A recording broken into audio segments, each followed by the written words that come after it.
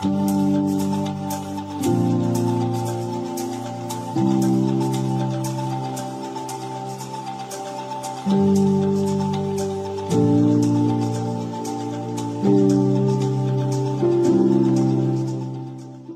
you for having me. My name is Jacqueline Nzisabira. I am based in South Africa, but originally from Burundi and Rwanda in East Africa. I work for United Nations, for UN Women, as a regional policy advisor for East and Southern Africa. And UN Women is the agency of the United Nations in charge of gender equality and women empowerment.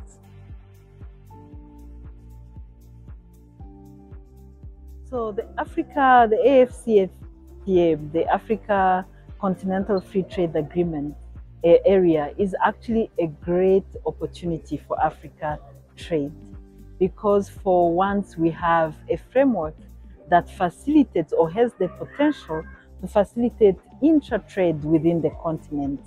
And Africa is a big market for its own product. So it could actually facilitate that instead of using products from elsewhere, we give preference to the products produced on the continent. You touched on a very important point, which is textile. If you look at textile today on the continent, our continent has been flooded by textile from overseas. There is, for example, the wraparound, the chitenge, that used to be produced solely from Africa, from Ghana, from Congo, from Burundi, from almost all nations were able to produce their own chitenge. But today, the Chinese chitenge has taken over, or the European wax has taken over. And I believe that with the Africa Free Trade, Continental Free Trade area, we can actually reverse these trends. And because of the cheaper imports from different corners in the world, our cotton producing entities have closed one after the other. We've seen that in Burundi, we used to have a cotton producing or textile producing industry, Kotebu, that has since closed. And I think with the AfCFTA in place, we can actually revive those industries, hence create jobs, grow our economies. Now, you talked about challenges. Yes, the challenges. So the framework is a great opportunity, but we still see challenges. Some of the challenges we see is issues of inclusion. For example, the fact that the framework exists does not mean that everyone has actually access to it. By access, I mean for most of the trade entities we have in Africa, especially women and children, are mostly in the informal sector.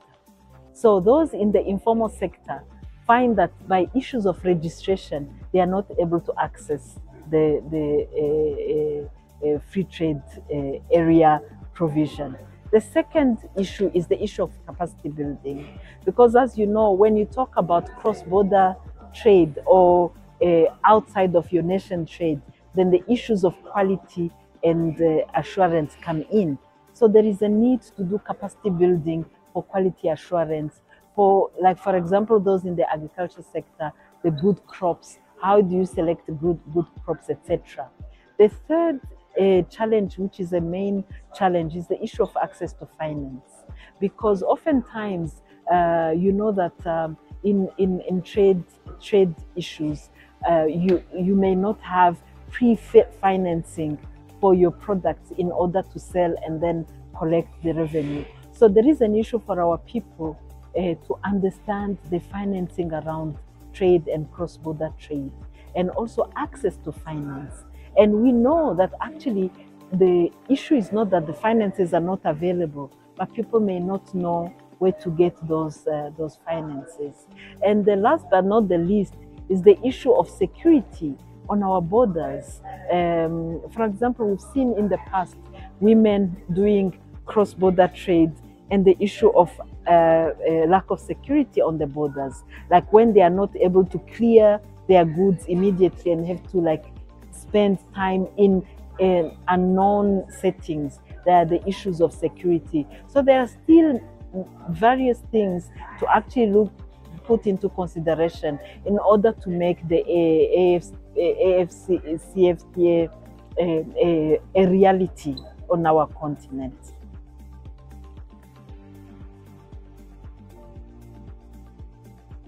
I think for me, the first thing to do is to start by education. So oftentimes we're very good at throwing big words at people. We talk about sustainability, but we need to unpack that. What does that mean? Is it about sustainability in the growing of the crops? Is it about sustainability in the transformation? And what would that entail for our community? For example, the way our people used to grow cotton was very sustainable because it was done in the considering the environment. And you'll see how they do alternating in terms of growing crops. They will know that this time they will grow cotton, the next time they will grow maize, the next time they, and then that way keeping the field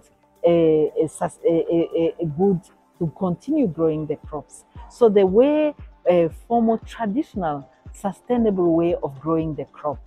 Is it about now overtaking and non maybe removing trees in order to grow the crops? I think we need to unpack and educate. It's very important. Now, when it comes to unpack and educate, we also need to accompany the policies we put forward with the means that are needed for the people to actually adhere to those policies. For example, when you talk about green economy, we have seen so much pushed around the green economy.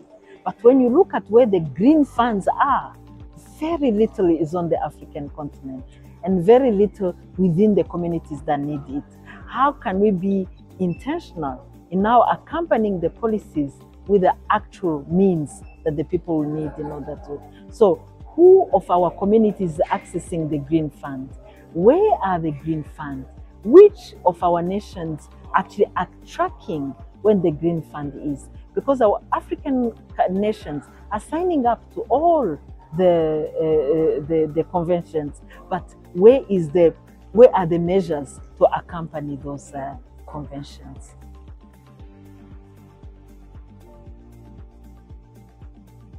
First of all, for exposure, because if you go down there where they are having the showground, there is so much that is being showcased from our continent. So exposure, first of all, is key. How do we make sure that we also bring those who do not yet know about this? How do we use, today I was told that there isn't a single place on this continent where there is no, how do you call it, touch phone. Even our women in the rural area have touch phones. They are on WhatsApp. Some of our young people are on all the social media. How can we use that as a medium to get Cytex expand in all the corners? So those who are not in this 2024 season of Cytex can actually be part of it in the coming year. I was talking on the platform where we were discussing earlier on our workshop session about the Tanzania cashew nuts. They are the best cashew nuts on the continent. They are actually called giant cashew nuts. But you only get them when you are in Tanzania in those small shops. How do we make sure that those are in Woolworth, in Pick n Pay, in Checkers in South Africa? Cytex can play such a role, can make sure that those small holder, those women who are growing those cashew nuts are here. Same thing with spices. You know, today the craze about cinnamon, for example. The trees that have the best cinnamon are actually in Zanzibar, in Tanzania. How can we make sure that we import those, or we facilitate that the women who are growing those manage to export, thus grow the economy and hence grow the African economy? So I believe there is still a huge opportunity to bring African traders together And also, I'm sure my colleagues will talk about that, the issue of collective or cooperative of women and girls and young people and even men to go together in order to constitute sizable groups in order to be able to participate in trade meaningfully and grow the economy.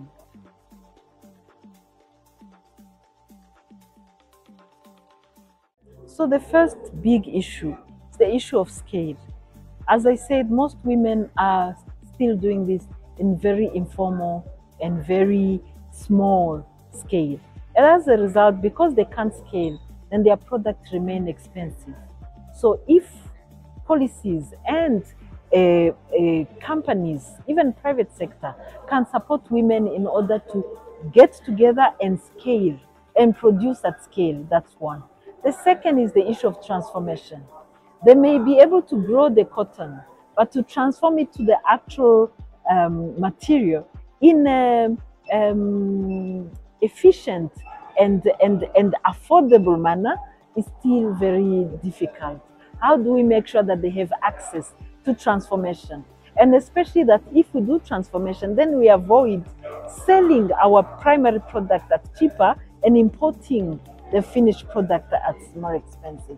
The third one is the issue of capacity building, like we said earlier. But the fourth, access to finance, very important. How our financial institutions would be able to actually educate and make women and girls access finance in order to be able to participate meaningfully in the textile industry. The reason why women selling kanga and chitenga, as I said, in Ghana, have given way to the Chinese influx is because they don't have access to finances. If they had access to finances, then they put together and they will buy at cheaper and they'll be able to sell at cheaper. So I think those, in a nutshell, are the few barriers that hinder women.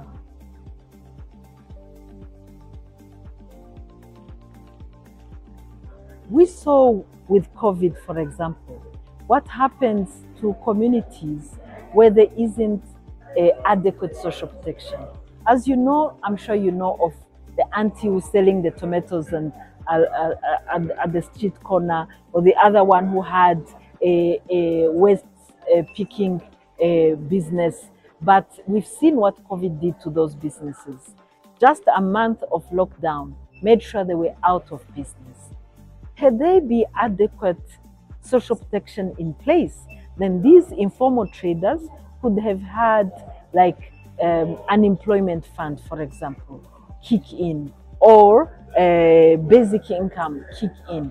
If those had been in place, then those businesses would not have closed, because the COVID plunged those women, mostly those women headed household, into utter poverty.